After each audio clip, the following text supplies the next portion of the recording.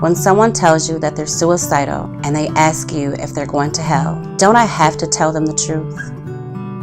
If I'm thinking about suicide, does that mean I don't have enough faith? If God loves me, God will understand my pain. How can suicide be a sin? So what do I say to our youth group when one of our members has died by suicide?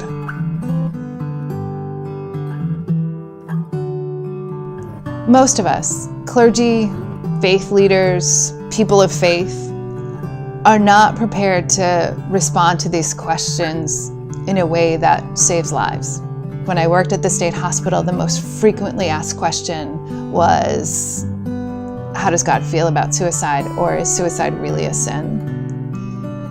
And those experiences really forced me to come to terms with my own thoughts and feelings around suicidality and how faith and churches could play a part in saving lives. That's important because I am alive today because the church of my childhood and adolescence saved my life.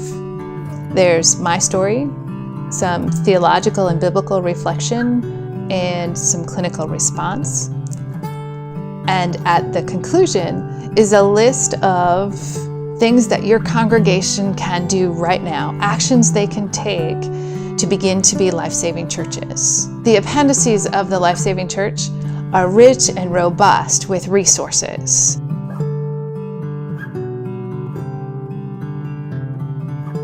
I wrote the Life-Saving Church because over the years of my ministry, I've realized how inadequately prepared most clergy and congregations are to respond to suicide intervention, prevention, and postvention.